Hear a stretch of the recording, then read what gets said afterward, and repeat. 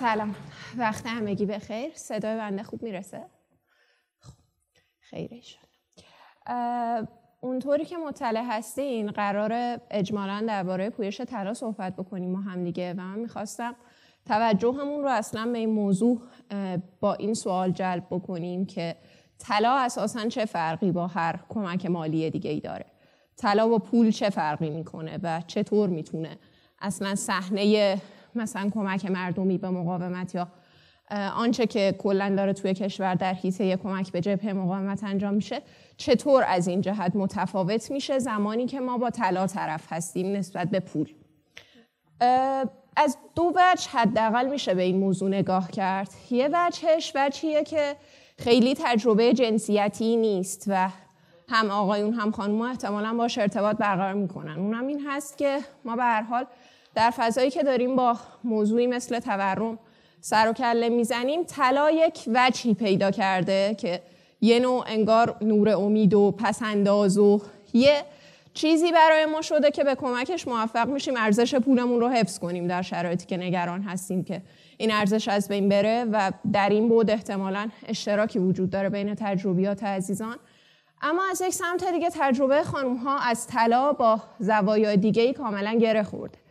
یک وجه قضیه این هست که طلا امتداد هر آن چیزیه که خانم‌ها دارن در ارتباط با زیبایی، در ارتباط با سلیقه، در ارتباط با خیلی از این وجوه تجربه میکنن و بخشی از اون جهان به حساب میاد. و یک مسئله دیگه همین هست که طلا مخصوصا در فرهنگ ایران با مناسبت‌های زیادی گره خورده، مثل بازیایی که شما انجام میدین و چک پوینت‌های مختلفی داره که مثلا بازی رو روش سیو میکنین. طلا هم انگار چنین نقشی در زندگی خانم‌ها ایفا میکنه. طلایی که موقع ازدواج دریافت میکنن، طلایی که موقع مثلا عقیقه فرزند مثلا موضوعیت پیدا میکنه. به انواع مختلفی طلا تو این شرایط موضوعیت داره و با زیست روزمره افراد گره خورده. حالا سوالی که ما در ادامه قرار هست بهش بپردازیم این هست: زمانی که افراد تصمیم میگیرن در راستای کمک به جبهه مقاومت بیان و از این شی که ارزش مادی داره و به این اعتباری که عرض کردم ارزش معنوی هم داره، میان و این رو شروع میکنن اهدا کردن، ما چطور باید از طریق رسانه هایی که در اختیار داریم ضریب بدیم و چطور باید چنین چیزی رو پوشش بدیم که بتونه به ما کمک بکنه اون کنش حقیقی و اصیلی که انجام شده رو به بهترین شکل بازنمایی کنیم، بتونیم امتدادش بدیم، بتونیم در مقابل روایت‌های دشمن حراستش بکنیم و بتونیم کاری کنیم که معناش در دراز مدت زوال پیدا نکنه. این دغدغه ما بود زمانی که اصلا با پویش طلا مواجه شدیم و شروع کردیم نسبت بهش دغدغه‌مندانه پژوهش کردن و من تلاش دارم که در ادامه درباره این موضوع قدری با شما صحبت بکنم. یه ویدئویی بود احتمال زیاد دیده باشید، ویدئوی این بزرگواری که توی کانال ارتش دفاعی اسرائیل مشغول تولید محتوا هستن، یه ویدئویی تولید کرده بودن که توش داشتن این ماجرای اهدای طلای خانم‌های ایرانی رو تمسخر می‌کردن و با ضرب المثل چراغی که به خونه رواس به مسجد حرامه داشتن به این موضوع می‌پرداختن و حرفای خودشون حرفای تکراری همیشگی. چیزی که اینجا وجود داره و من دوست دارم روش تاکید بکنم این هست: ببینین حتی در بستر یک کنش واقعیه اینقدر تمیز، اینقدر خدشه بر ندار مثل اهدای طلا که در دنیا نظیرش خیلی زیاد نیست. یعنی حجم کمک مالی که مثلا توی ایران در مقیاس فرد انجام شده، کمک‌های دولتی بیشتری هستن، ولی از این جهت که یک نفر به نسبت درآمد در چه حجمی کمک کرده توی ایران یک موضوع برجسته‌ایه، با میانگین‌های جهانی توی کمک‌های انسان دوستان و امثال هم فرق میکنه. و این اتفاق که افراد به این شکل اومدن عمل کردن در صحنه واقعیت، میخوایم ما همدیگه مروری داشته باشیم که در صحنه رسانه‌ای به چی تبدیل شد و ما با چه میدانی مواجه هستیم در پوشش دادن چنین چیزی. بخشی از این میدان همون کنشگر متخاصمیه که عرض کردم بعضیا سازماندهی شده مثل کانال‌های اسرائیلی و امثال هم دارن رفتار میکنن، بعضی های دیگه هم سازماندهی نشده صرفاً افرادی هستند که انگیزه‌ای برای کمک کردن به این رویداد در خودشون نمی‌بینن و احساس نمی‌کنن جایی در چنین رویدادی دارن و با دوگانه‌هایی، این که طلا باید توی کشور بمونه، نمیدونم به مردم فلان استان کمک کنید، به ای نحوه کان نسبتی با این کنش دارن برقرار نمی‌کنن و تصمیم به تخریبش دارن. این افراد بخشی از صحنه‌ای هستن که ما در مقابل چنین پویشی باش مواجه هستیم. دسته دیگه‌ای که ما باهاشون مواجه هستیم افرادی هستن که هنوز طلای خودشون رو اهدا نکردن. از جهت نگرشی نسبت به محور مقاومت توی جایگاهی هستن که ممکنه بخوان تلاشون رو اهدا بکنن و رفتار این افراد خیلی تحت تاثیر این قرار داره که معنای کنش افراد دسته دیگر ما که افرادی هستند که تلاشون رو اهدا کردند چطور داره بازنمایی میشه و به اونها برگردون نمیشه. ببینید در گام اول من اهدا کننده طلا یه کنشی انجام دادم و سعی کردم از طریق این کنش یه پیام و معنایی صادر بکنم. حالا بسته به این که من چقدر قدرت رسانه‌ای خودم داشته باشم، این که من چقدر بتونم پیامم رو مستقیم از سمت خودم و شخصیت یافته و تفرد یافته منتقل بکنم فرق میکنه. یه وقتی من یک مثلا میکرو رسانه دارم، چندین هزار مثلا یا نمیدونم حتی چند میلیون ممکنه کاربر مثلا منو دنبال بکنن، اینجا من یه توانی در ارسال پیام خودم دارم. زمانی که من یک نفرم که صرفاً مثلا حتی توانمندی دیجیتالم در حدی نیست که بتونم مثلا یه دونه پست توی ایتا بذارم یا حتی مستقلاً پیام بفرستم که خیلی از افراد سن بالا هنوز بعضن به این شکل هستن، خب توان من متفاوت میشه در خلق معنا از کنش خودم.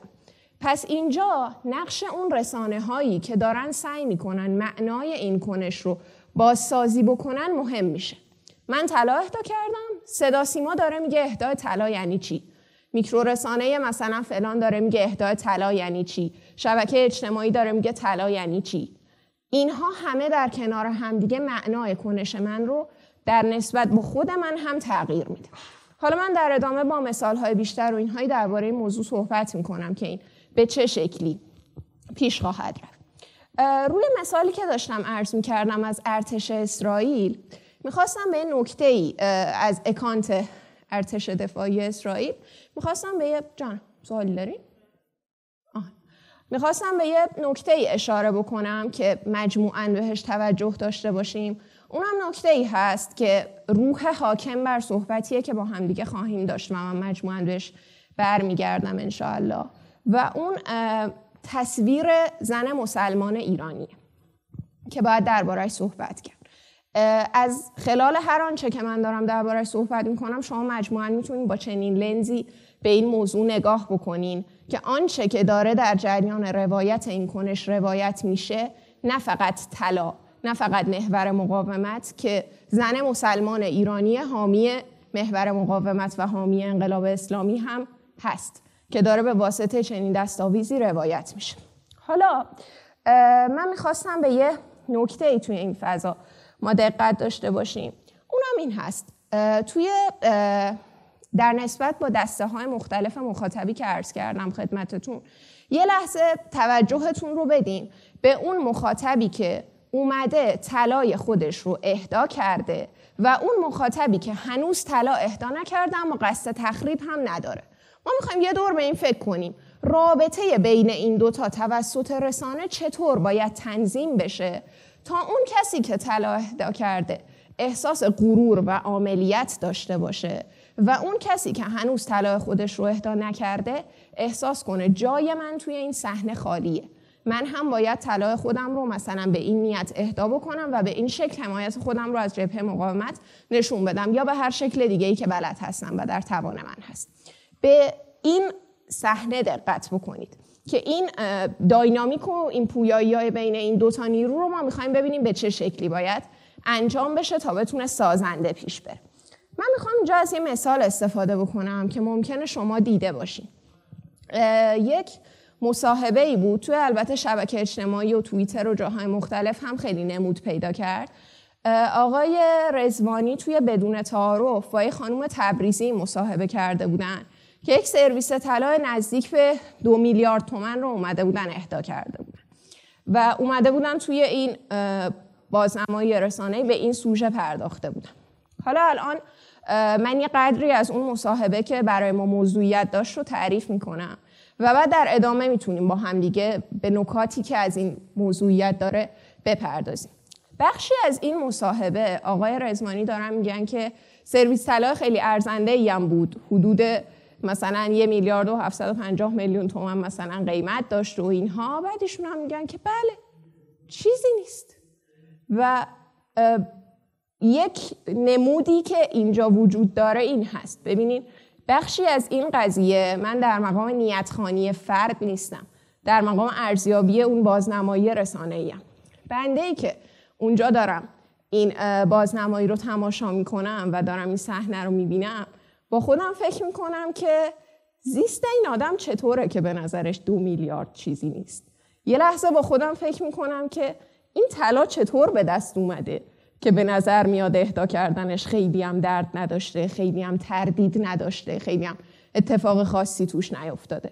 منظورم این نیست که میگم رفتار اون خانوم رو درباره صحبت بکنم، شاید واقعا در نسبت با زیست ایشون خالصانه و مخلصانه چیزی نیست، ولی من مخاطب، مخصوصا چون ما توی تجربه‌ای که خودمون در فضای پژوهشی داریم مقید هستیم به این که با داده و تصورات خودمون کار نکنیم. خیلی زیاد مصاحبه کیفی، خیلی زیاد مشاهده رفتار مردم برای ما موضوعیت داره و من درباره این سوژه بعد از این که خودم مشاهدهش کردم یه تخمین‌های ذهنی داشتم از واکنش مخاطب و بعد رفتم و این فرضیه رو به اجرا گذاشتم در مصاحبه با دیگران که شما وقتی چنین چیزی رو دیدین چه حسی داشتین و دربارش باهاشون صحبت کردم.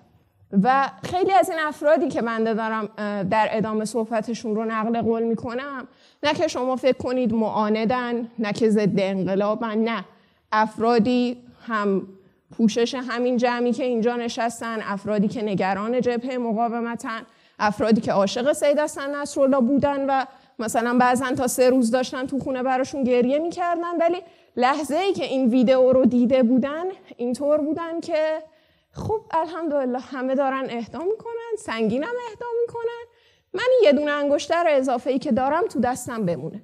کسی نیاز به این یه دونه چیزی که تو دست من باقی مونده نداره. ببینین این اون نقطه‌ایه که بازنمایی رسانه‌ای زمانی که به شکل خطی پیش میره، زمانی که ما بدون لحاظ کردن مخاطب داریم به موضوع فکر میکنیم، یه باره به چیز غلط تبدیل میشه. شما الان با پارادایم‌های خیلی قدیمی توی این فضا بخواین به این موضوع نگاه کنین، منطقیه. میگین ارزش‌های خبری، شگفتی، بزرگی سوژه، این سنگین‌ترین عدد اهدا شده بوده، من باید سراغ این سوژه برم. منطقیه دیگه. ولی لحظه‌ای که مخاطب خودتون رو لحاظ کنین، لحظه‌ای که کنش مد نظر از مخاطب رو لحاظ کنین، می‌بینین چرا چنین سوژه‌ای اتفاقاً برمیگرده و به چیز دیگه تبدیل میشه. خب حالا به این دقت بکنین. آنچه که ما توی بازنمایی این کنش‌ها بهش احتیاج داشتیم و خیلی از پوشش‌های رسانه‌ای مثل اینی که مثال زدم در راستاش عمل نمی‌کرد، این بود که احساس اشباع در افراد ایجاد نشه.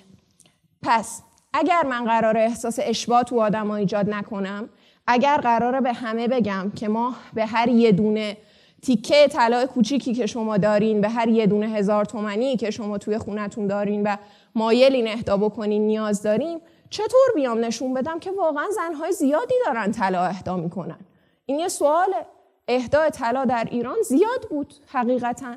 حالا من بیام چطور به این موضوع بپردازم که افراد احساس نکنن این زیاد بودن به این معنی که به من احتیاجی نیست؟ این سوال ما بود.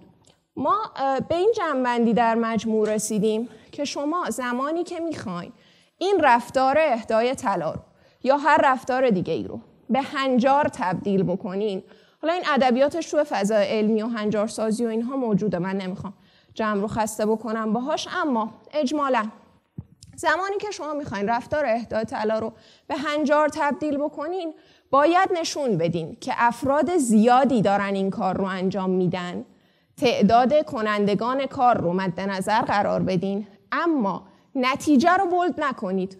به این صورت که شما مثلا میگین که توی تهران فرضاً 1000 2000 3000 نفر زن ایرانی داوطلب اهدای طلای خودشون بودن به فرض، در صورتی که تأکید دارید بر عددی کردن که حالا درباره این عدد هم در ادامه با هم دیگه صحبت خواهیم کرد. میگین این تعداد نفرات اهدا کردن، اما درباره حجمش نیازی نیست صحبت بکنین، مخصوصاً به دقتی که رسانه‌های ما علاقه‌مندانه دست در دست ایران اینترنشنال با هم این کار رو میکردن. یعنی در یک مواردی تیتر ایران اینترنشنال با تیتر عصر ایران با تیتر اقتصاد آنلاین هیچ کدوم در کاور کردن مثلا این رفتار اهدای طلا فرق چندانی نداره. وجه مشترک همش چیه؟ مثلا نوشته که 851 گرم طلا از زنان لرستانی جمع آوری شد. 851. حالا واکنش ها نسبت به عدد 851 چیه؟ شما اگه پدر بازاری داشته باشین احتمالاً میشینه نسبت به گرم طلا اون روز حساب میکنه که این یعنی انقدر پول. یه لحظه اونجا با خودش میگه خب الهی شکر، پس مردم دارن کمک میکنن، نیازی به من نیست. اگر کسی باشین که مدت زیادی باشه مثلا از جلوی طلا فروشی ها صرفاً عبور کرده باشین و حتی مثلا خیال خریدن یه چیز نقره هم نتونسته باشین به خودتون راه بدین، میگین که 851 یه گرمش هم مال من نیست، از اون 851 یکیش هم نصیب من نشده. این همش مثلا داره میره لبنان. میگم ببینین این عدده به تنهایی یهو معنای کنش رو به چیز دیگه تبدیل میکنه، یهو حس مخاطب شما رو اساساً به یه چیز دیگه تبدیل میکنه نسبت به اون فضا. حالا جایگزینی که ما نسبت به این فضای عددی سازی پیشنهاد داشتیم چی بود؟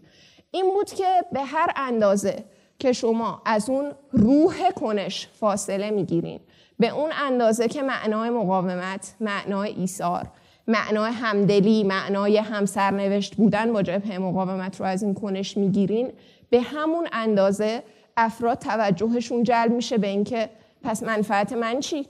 پس این طلا چرا تو کشور خودم نمونه چی؟ پس این طلا چرا نره فلان جا؟ به همین اندازه این داینامیک تحت شعاع قرار میگیره.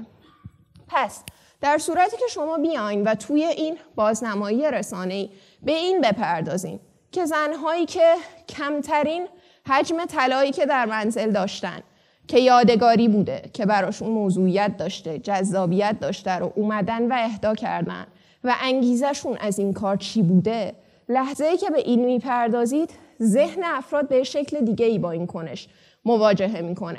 من یه نمونه رو اجازه بدین بخونم خدمتتون. این حاصله بازه طولانی مدتیه که بنده توی این کانال هایی که خانوم ها اهدای طلا انجام میدادن می اومدن خودشون درباره داستان اهدای طلاشون می نوشتن. هیچ کدوم نه نویسنده بودن، نه مثلا میکرورسانه یا جای خاصی مختص خودشون داشتن، هیچی. افراد معمولی که صرفا توی کانال مثلا استان یا شهرستان خودشون اومده بودن درباره تجربه اهدای طلاشون حرف زده بودن. یکی از اینها رو من میخوام بخونم خدمت دوستان تا بعد متوجه بشین و این روایت رو یک لحظه مقایسه بکنین با روایت اهدای 2 میلیارد طلا توسط یک فرد خانه‌دار که احساس خودشون هم و آنچه که ما داریم میبینیم این هست که کار سختی براشون نبوده. حالا از سر اخلاص، از سر هر چیز دیگه‌ای که مخاطب داره برداشت میکنه. اینو دقت بکنین.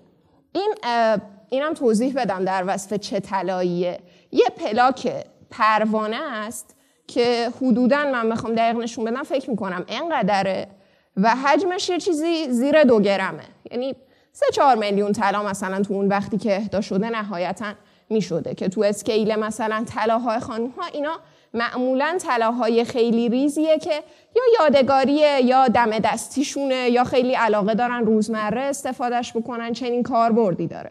اون طلایی نیست که مثلا شما جایی که بخواین آبروداری بکنین استفادهش بکنین، یه چیز کوچیک روزمره‌ای.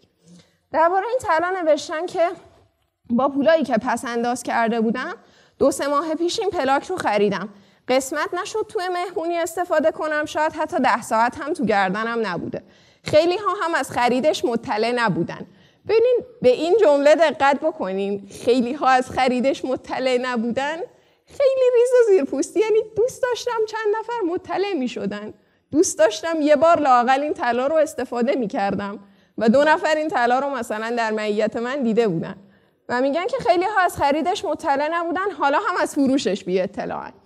و وقتی حضرت آقا جهاد به هر صورتی که امکان داره رو اعلام کردن، من فکر میکردم چطور میتونم کنار این مردم مظلوم باشم و یاد این پلاک افتادم که توی کمد بود و دلم هم نبود هنوز استفادهش بکنم. چند بار اومدم اهداش بکنم ولی هر بار یه اتفاقی پیش می اومد و کار عقب می افتاد. من نهایتا این هدیه ناقابل رو از طرف مادر مرحومم تقدیم کردم. انشالله که مورد رضایت باشه و زودتر ظهور آقامون برسه و دیگه یه یادی هم از بقیه شهدای جبهه مقاومت کردم. به این دقت بکنین، این روایت یه طلا انقدری مجموعاً شاید نسبت به اون طلای 2 میلیاردی که ما تو صدا سیما دیدیم و من بخوام نمایش بدم، 2 تای گوشی من یه دستبند طلا به این شکل بود و من نمیدونم دوستان چقدر تجربه دارن از دیدن طلا. این بیشترین حجم طلایی بود که من یک جا در آن واحد دیده بودم در قالب یه دونه تیکه زیورالات. یعنی چیزی نیست که شما در حالت روزمره ببینید هیچ کس استفاده بکنه. تقریبا من بعید میدونم هیچ زن ایرانی به جز توی تلویزیون مثلا چنین چیزی توی مهمونی چیزی دست کسی دیده باشه. انقدر این طلا خارق العاده بود. این رو مقایسه کنین با تجربه اهدا کردن این طلایی که هر کدوم خانوما احتمالاً یه بار داشتن، آقایون احتمالاً به یه مناسبتی تلاش کردن، پسنداز کردن، به یه نفر یه طلایی تو این مقیاس هدیه دادن. این چیزیه که همه ما درکش میکنیم، این چیزیه که همه ما میفهمیمش، ولی اون طلا انقدری رو ما درک نمیکنیم، نگاش میکنیم و برای ما یه شیء سرده، یه شیء سرد که با ما هیچ نسبتی برقرار نمیکنه. طلای یک نفر فرد ثروتمنده، تردیدی هم در اهدا کردنش وجود نداشته و ما داریم نگاش میکنیم و اینطوریم که ما کیم و این بنده خدا کیه. حالا به نکته میخواستم توجه همه دوستان رو جلب بکنم، اون همین هست که این عددی سازیه در چه مواردی میتونه اتفاقاً به ضرر اون روایتی که ما میخوایم عمل بکنه. و نکته اصلی که میخواستم عرض بکنم و روش تاکید بکنم این هست، در پرداختن به رفتارهایی که میخواین هنجار بشه میتونیم به تعداد کسانی که انجامش دادن توجه کنین و نه به مقدار مثلا اهدا شده. خب اما از این موضوع که بگذریم، به یه چیزی میخواستم توجه دوستان رو جلب بکنم. اونم این هست که ما در خیلی از موارد، مخصوصا اولی که این پویش شروع کرده بود پیش رفتن، من خروجی‌های خبرگزاری فارس رو زیاد دنبال میکردم توی این فضا و بقیه خبرگزاری. هر روز از یک استان یه دونه خروجی حدوداً 2 دقیقه‌ای می اومد بیرون، صف اهدای طلای بانوان، کپشن ثابت، فقط یه روز میشد دامغانی، یه روز میشد مثلا قزوینی، یه روز میشد کرجی، بقیه‌اش هیچ فرقی نمیکرد. موسیقی همون خیبر یا صهیون معمول، مثلا شکل فیلم برداری همون حالتی که یه سری خانوم چادری همه دوره هم دیگه گرده شدن یه گوشه و انگار هیچ کس با هیچ کس فرقی نداره، فرم کاملا ثابت و دست نخورده. خب چه اشکالی داره؟ چه ایرادی داره ما طلا رو در قالب صف روایت کنیم؟ مجددا یک ذهن منطقی با خودش میگه که خیلی جذابه، من بگم صف کشیدن برای اهدای طلا، چی بهتر از این، چی بیشتر از این فداکاری زن ایرانی رو نشون میده. ولی شما متوجه نیستین با چه صحنه‌ای طرفین. صحنه‌ای که شما باش طرف هستین صحنه انسانیت زدایی از زن ایرانی در تمامی کنش‌هایی که انجام میده. صحنه‌ای که شما این عکس رو ممکنه یادتون باشه اگر رسانه‌های مکتوب و مجموعاً دنبال بکنین. موقع تشییع پیکر آقای رئیسی، روزنامه شرق یه تصویر گذاشته بود، تعداد زیادی خانوم چادری بودن، عیناً همه یه دونه پلاکارت مشابه هم از آقای رئیسی دستشون بود. این تصویر یعنی چی و چه کارکردی داره توی رسانه‌ای که داره استفادهش میکنه؟ این تصویر یعنی همه اینا عین همن، هیچ کس هیچ اراده و عملیاتی نداره، یه توده کاملا مشابه متحد و شکل، خالی از هر گونه اراده و انگیزه فردی. من بخوام سادهش کنم و به زبان اینترنشنال ترجمهش بکنم، مزدورای جمهوری اسلامی بلا نسبت جمع. خب حالا توی چنین فضای روایی که رسانه دشمن نشسته در انتظار اینکه زن مسلمان چادری رو به این شکل روایت بکنه، لحظه‌ای که شما هم در روایت کردن خودت میری به این سمت که صف، همه عین همه صف کشیدن پشت هم یکی پس از دیگری و مثلا هیچ کس هم باهاش نه مصاحبه میکنی، نه ازش میپرسی که آقا شما آوردی چی اهدا کنی، اینی که شما آوردی چه موضوعیتی داره، مثلا یادگاری بوده، هدیه بوده، چی بوده. اون خروجی‌های اولیه خیلی اینطور بود، به مرور فضا نرم‌تر شد. چیکار داری میکنین؟ به این فضای انسانیت زدایی دارین لحظه به لحظه دامن میزنین و یه همدستی با دشمن تو این فضا داره رخ میده. به همین دلیل فضایی که هستینه شما توی تولیدات رسانه‌ایتون هر اندازه که رسانه دشمن شما به سمت انسانیت زدایی و یکاسه کردن میخواد حرکت بکنه، شما باید تفرد بدین، شما باید تشخص بدین به سوژه، شما باید روایت‌های تک به تک پر جزئیات نزدیک مردمی رو به رسمیت بشناسین. بیاین بگین مثلا هر کسی یه طلا برای اهدا کردن داره، یه دونه پیام خطاب به مردم لبنان مثلا با چهره خودش ضبط کنه، بگه این طلا چی بوده، خاطرش ازش چی بوده، الان چرا داره اهداش میکنه. کنش واقعا سختی نیست، سازماندهیش هم اصلا سخت نبود، ولی من ندیدم جایی انجام بشه و این تفرد و تشخص دادن اتفاق بیفته در نهایت در خیلی از بسترهای روایی.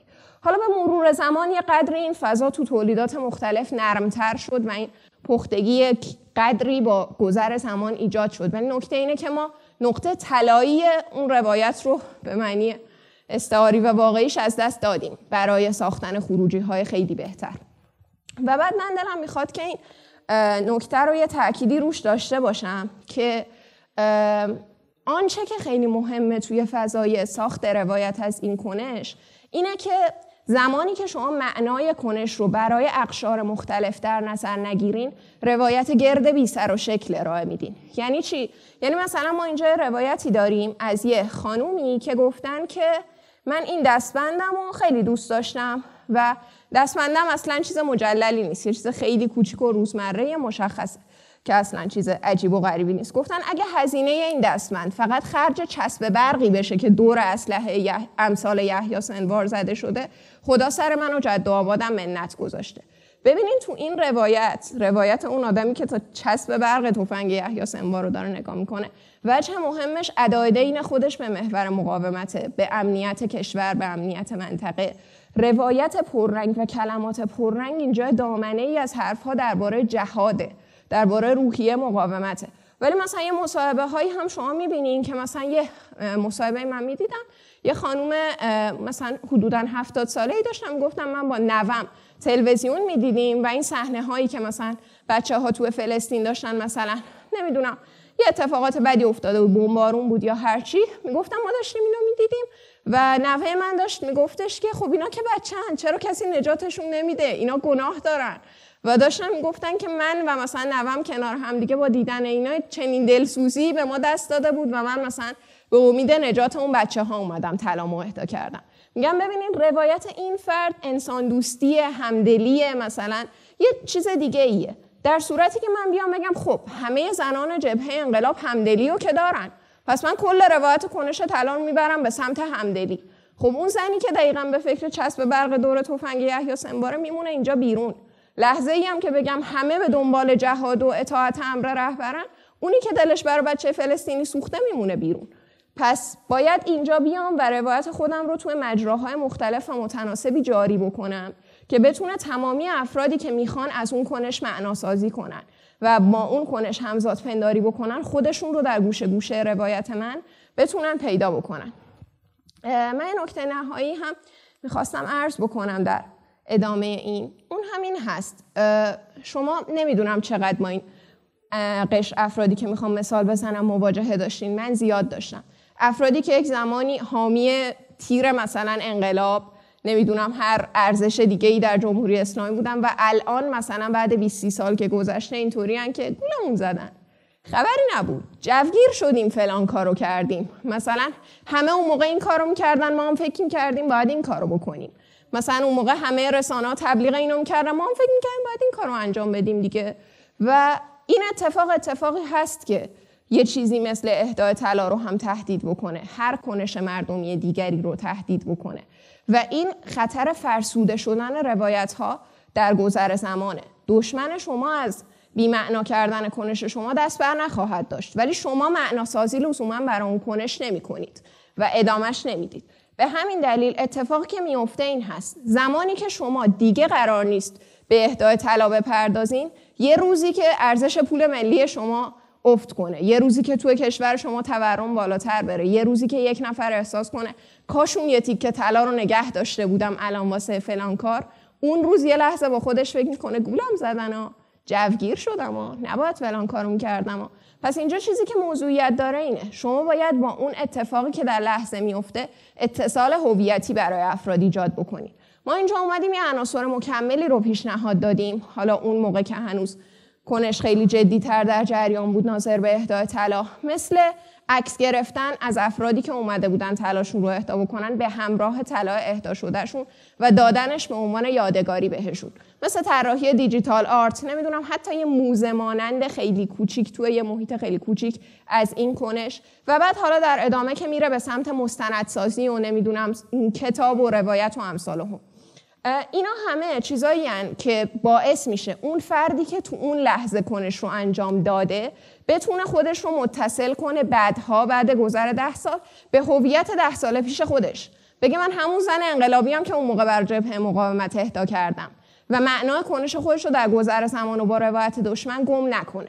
پس این مجموعاً من در حد 30 ثانیه جمع‌بندی بکنم، تاکید من این هست که ما توی این کنش، توی کنش اهدای طلا به عنوان نمونه‌ای از همه پوشش‌های رسانه‌ای که نسبت به زن جبهه انقلاب داره انجام میشه، به خصوص اونهایی که محجب به حجاب چادر هستن، با سطحی از انسانیت زدایی در دشمن، با سطحی از نادیده گرفته شدن اراده و عاملیت مواجه هستیم و این صحنه‌ایه که دشمن داره سعی می‌کنه از این روایت‌ها خلق بکنه. پس ما باید تلاشمون رو بکنیم تا حد امکان در خلاف جهت اینها عمل بکنیم و روایتی که می‌سازیم بازنمایی کننده اراده و عاملیت واقعی زنان توی چنین صحنه‌هایی باشه که واقعا مطابق اون آرمان‌هایی باشه که از زن انقلاب اسلامی انتظار میره. ممنون از توجه همگی و خسته نباشید. خدا نگهدار.